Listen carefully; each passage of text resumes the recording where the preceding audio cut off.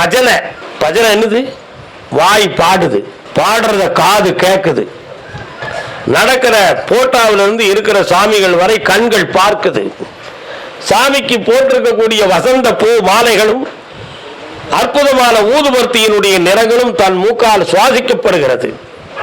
அப்போ அந்த வாசனையை சுவாசிக்கும் பொழுது சாமியுடைய எண்ணம் இருக்கக்கூடிய சாமியுடைய காட்சி, பக்தர்களுடைய காட்சிகளை கண்கள் பார்க்கும் பொழுது கண்களால் மனதுக்குள் ஒரு பதிவு, சாமியுடைய பாடல்களை கேட்கும் பொழுது காது மூலமாக ஒரு பதிவு, அவன் புகழை பாடுகிற பொழுது வாயாலே ஒரு பதிவு.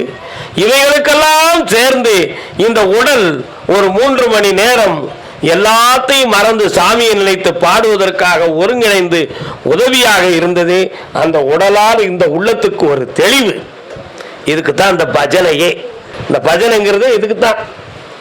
அப்ப இந்த பஜனையில சாமியை ஒருங்கிணைந்து நோக்கிறதுக்கு ஒரு சக்தி கிடைக்கி, ஒரு நல்ல முறை கிடைக்குங்கிறதுக்காக தான் சாமியை பஜனை பாட வேண்டும் அப்படின்னு சொன்னாங்க. கும்மி அடிக்கணும், குனிந்து குனிந்து ஆடி ஆடி கும்மி அடிக்க சொல்லுவாங்க.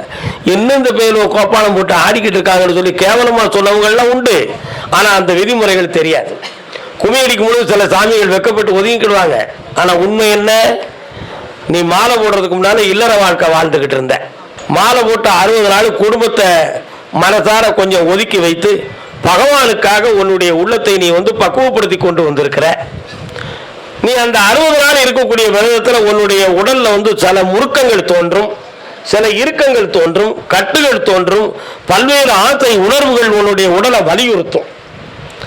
ஆனா இதுக்கு மாற்றம் என்ன?